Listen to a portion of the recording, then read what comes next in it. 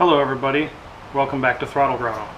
So today, as I promised for a couple of episodes now, we're actually back working on the Rabbit.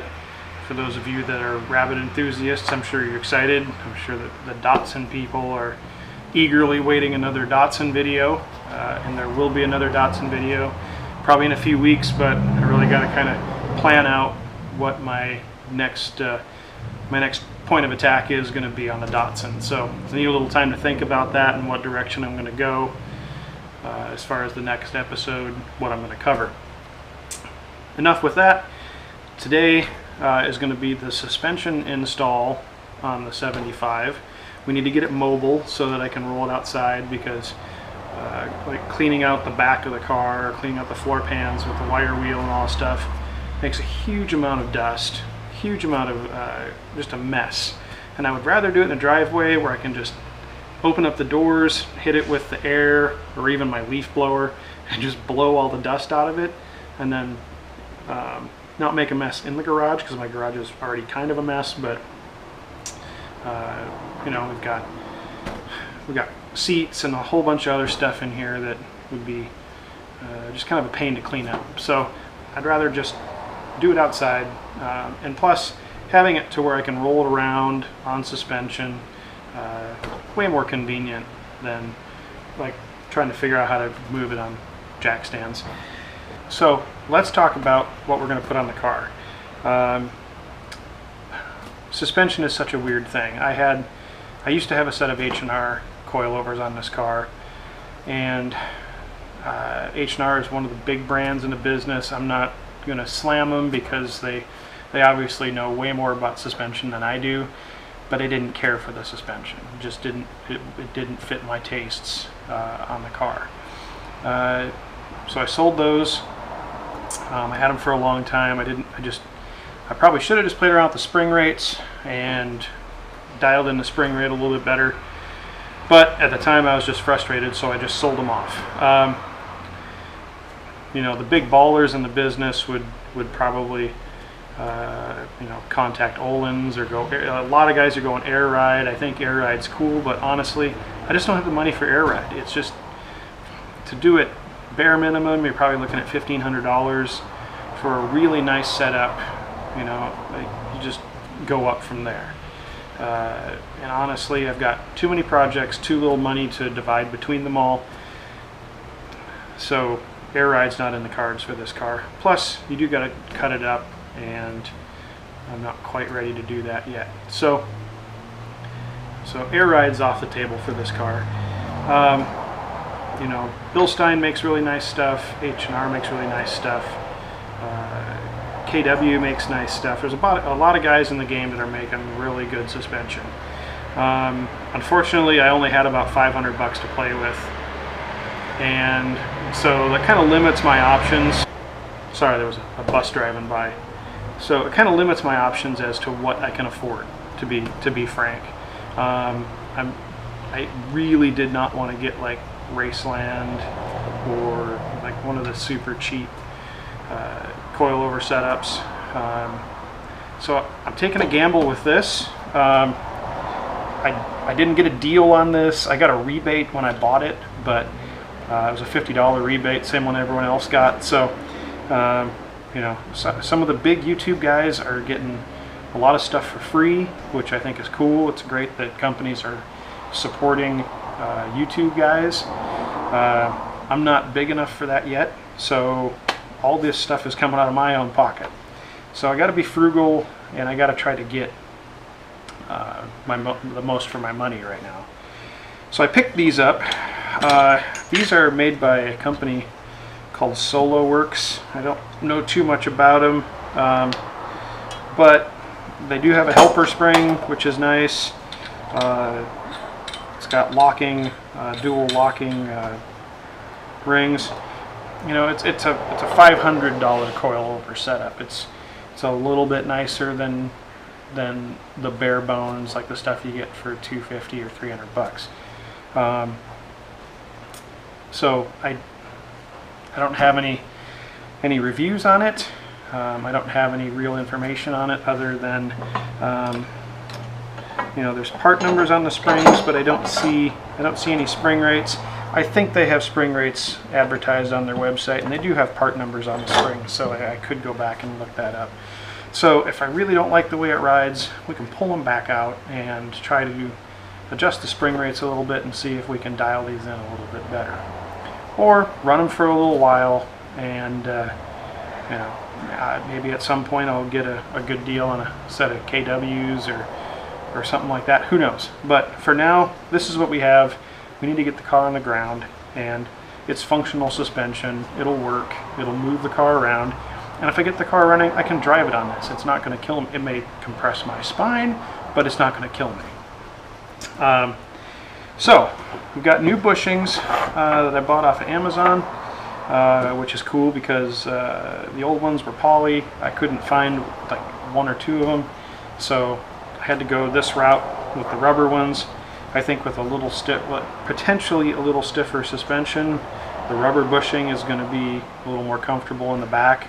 That was where my biggest grievance was with the suspension I used to have, was the spring rates in the back were so stiff.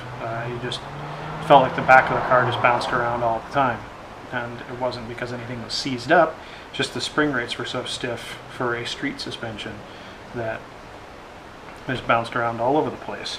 So putting the rears together is pretty simple. We slide this bushing on here, and then when we get it in the car, the body gets sandwiched right in between here. We put a little washer in here, put our nut on and tighten it up, and then attach this through the rear axle, and it's good to go. Really simple to put on Rabbit rear suspension. The front is equally as simple. It's 2 bolts here, and then we have a strut cap, or strut bearing assembly is what it should be called, that mounts on the top here. So we got 2 bolts that go through the steering knuckle. This goes on here, and then there's two nuts that go up through the strut tower and fasten from the top. And the suspension is on. It's really that simple. But one of the things I wanted to show you is there's 2 different types of strut cap or strut bearing assemblies for these cars. This is the early one. This is the one that everybody kind of wants. It's much more durable than the rubber ones. It's got a little urethane bushing here, and there's actually a little rubber snubber in here,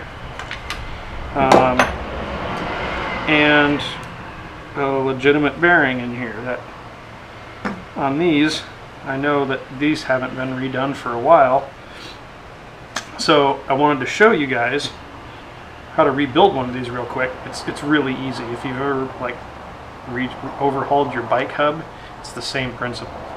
But I'm going to go through before I put these on the car, just because I know these came off of a car that I used to have. I never really greased them. I shot some lube in them every now and then, but never really took them apart and greased them.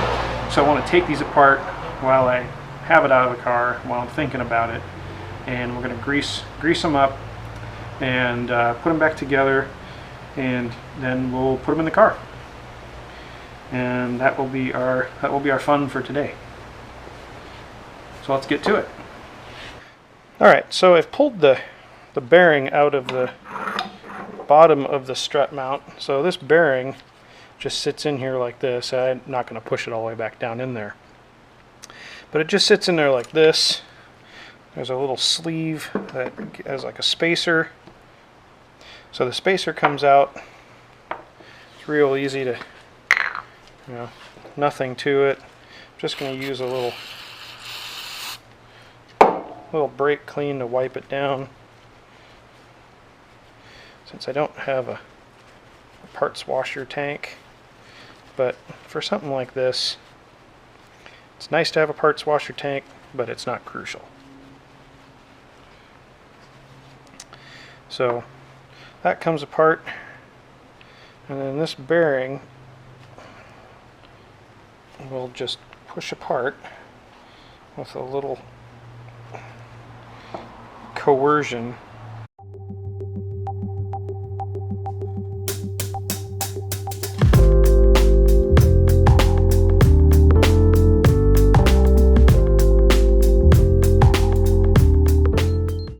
There we go. So as you can see, it's not really a sealed bearing. Even if it was a sealed bearing,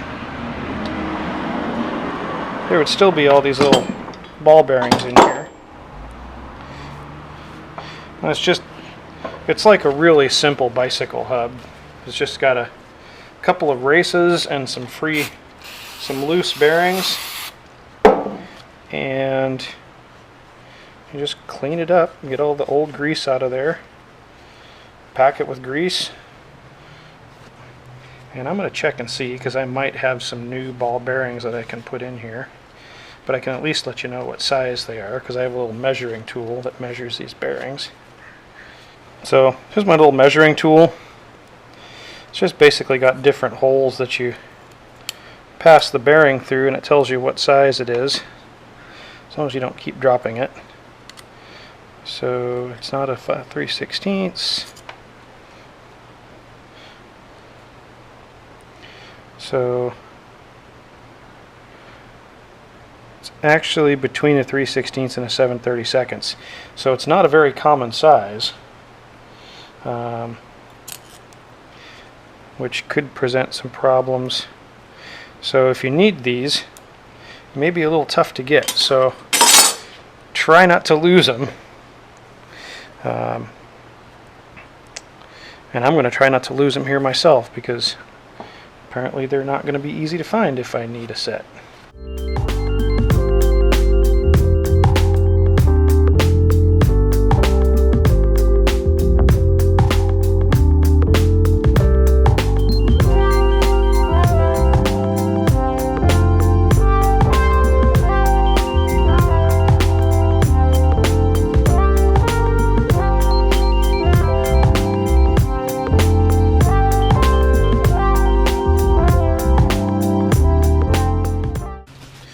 So I wanted to point out something here. We put them all back in, and it looks like there would be room for one more.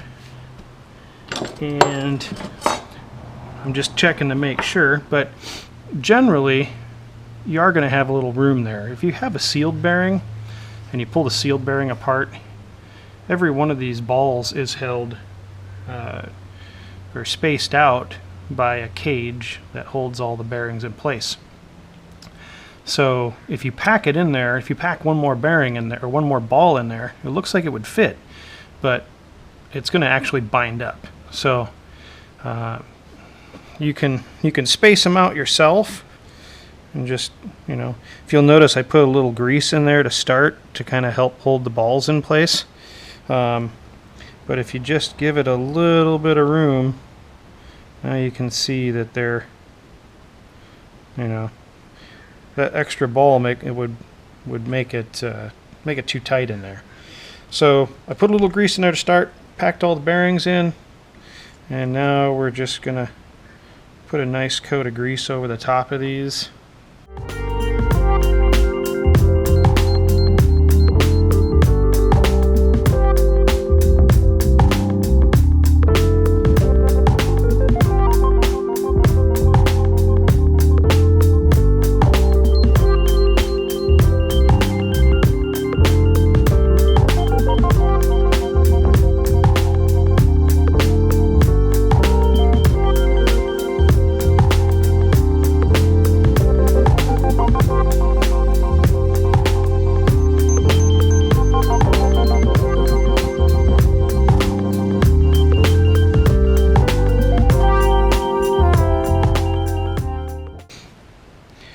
Good as new. So the next step in order to get these ready to go on a car is we need to attach the strut mounts or the strut bearing assemblies to the strut. It's real easy. There's two ways that people do this. One is they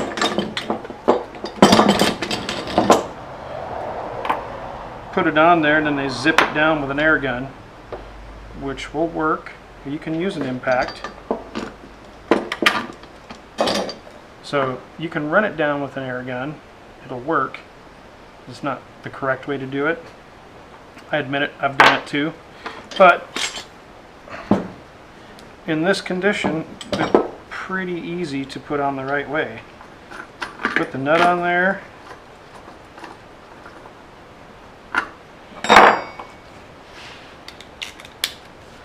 And then if you can get at it with a box wrench, and this is where the people get kind of struggle with it.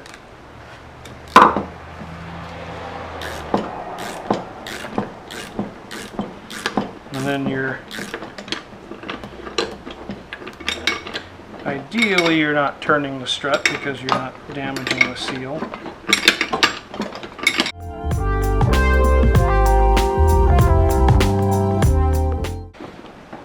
And there. So we tighten that up. The bearing is sitting there. Once we raise the car up, this is at the very lowest setting to make it easier to put in. But once that,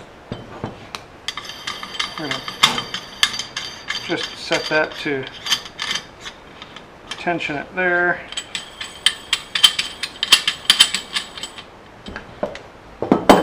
And that will push the upper spring perch up into the base here, and that's good to go. So that's one side assembled. I'll go through and do the other one, and I already showed you how to do the rears, so I'm going to get these assembled ready to go on the bench, and we'll put them on the car.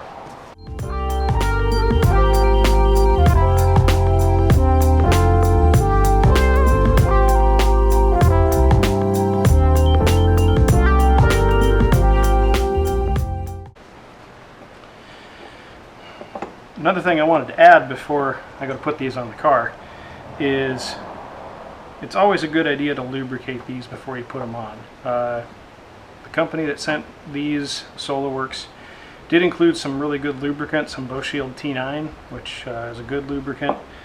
It's good for penetrating, it's good for a lot of stuff. I really like using it both here and on my bike stuff.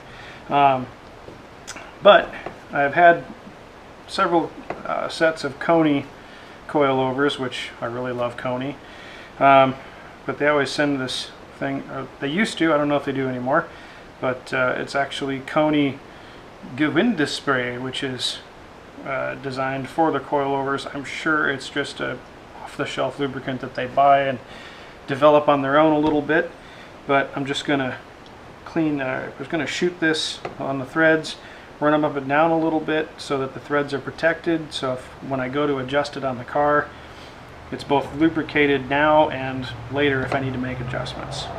So just a little tip here.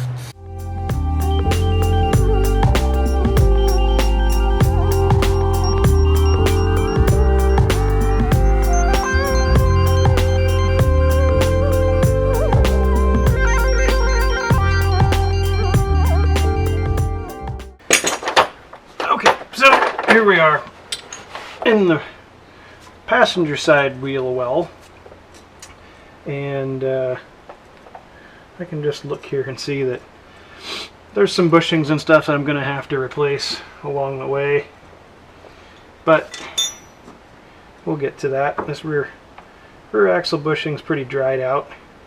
I'll probably have to replace that before I really start driving this car, but for now we'll get it on the ground.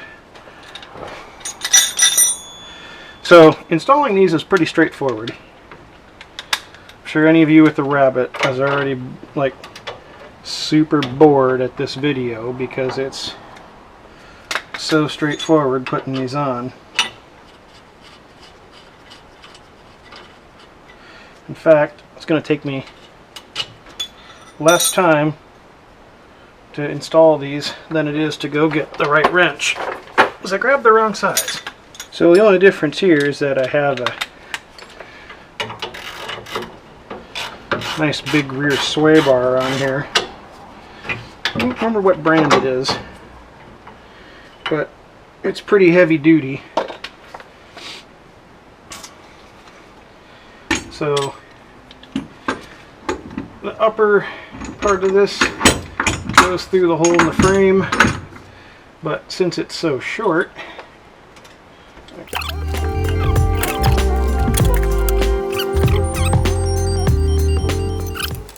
so we'll put both of these on, and then we'll use the jack to guide. We'll lift the axle with the jack because it's way easier to lift it with the jack than it is with my arms. And then we can run these up through the hole and then put the nuts on and the bushings on from the top, and it'll be in. It's really that easy to put rear suspension on one of these cars. And a lot of front-wheel drive cars with a rear twist beam axle. It's really straightforward. So I'll switch over to the other side, and then we'll get this done.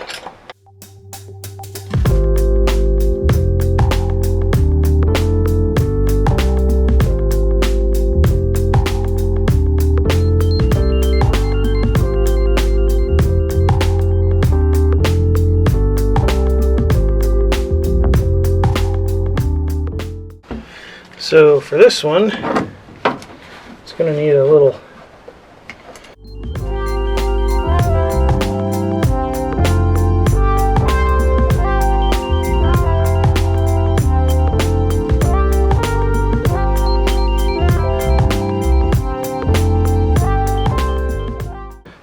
once we have it on the ground, a little tension on it, we can finish tightening these up, but they're holding the rear axle up, they're holding the suspension in, nothing's going to fall off. So let's get these front ones done. So we are back at the front of the car here. It's going to be real simple, pretty straightforward. I was holding up the struts with a tie down strap that went across the up and over through the front of the core support just to keep things from wobbling around. So I'm going to pull that off, put these struts on, and then we'll be able to put some wheels on. It's going to be a productive day.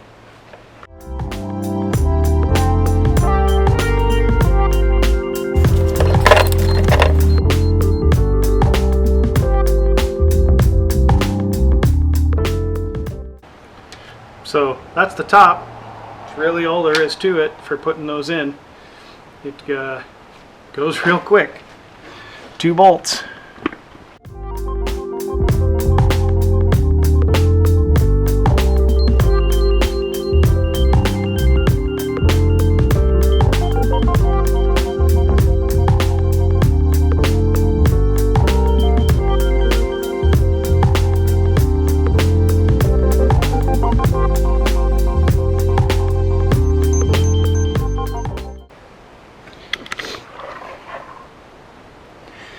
So basically there's just 2 bolts that pinch that steering knuckle. And that's what this top one sets your camber. Your bottom one is just a fixing bolt. We tighten those up. And of course at some point we're going to need an alignment, but right now we're just looking to get this thing back on the ground. So I had to use the jack because I have really heavy sway bars on here, and I just didn't feel like fighting the sway bar. So I'll wrap up the other side, and then we'll put some wheels on.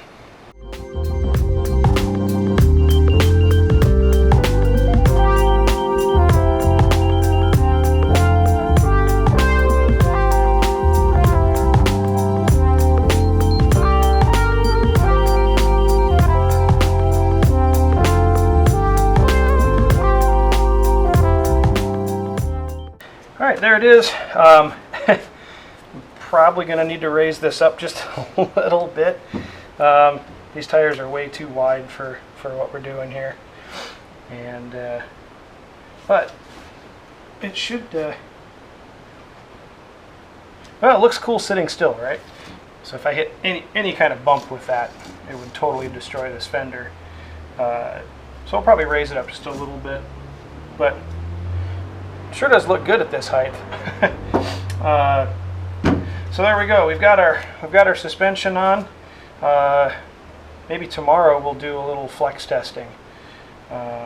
Told you guys I wanted to do a little flex test. With the second part of this video is going to be we made those braces that fill in underneath the rear windows, and I want to do some stress testing. I wanted to jack one side of the car up and without the braces in place, and then jack it up with the braces in place and see if they actually do reduce the flex in the body. So some real world testing, and we'll probably do some real inaccurate measurement. I don't have anything super accurate. What we'll probably do is we'll probably have the doors closed and we'll tape a ruler onto the body, and we'll just measure the flex at the door, which is the widest opening.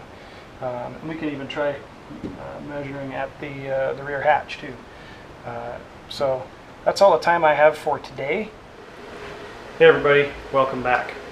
So real quick, I want to apologize for I may seem delirious in that last video. Working nights, not much sleep. Get out here and try to work on stuff during the day between shifts. So if I seemed out of it, I probably was. Not much sleep. So this week there's going to be 2 episodes uploaded, and the first one that you're watching right now is the suspension install. The second one will be the flex testing that we talked about doing with the internal bracing that we made that is going to get welded into the body. So make sure you watch both videos. I had to separate them because I didn't want like a big 45-minute video, and I didn't want to cut a bunch of stuff out so you lost, essay or whatever, situational awareness on what I was doing on each one. So enjoy both videos this week. If you're not a subscriber, please subscribe.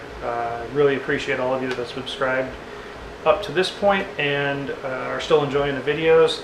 Thanks for your comments. I've been learning from you guys' comments too. So until next week, which is actually uploaded, you'll get to watch at the same time. This weekend I'm going to take a little time off, and we're going to hit it hard again next week. We've got some other stuff in the works.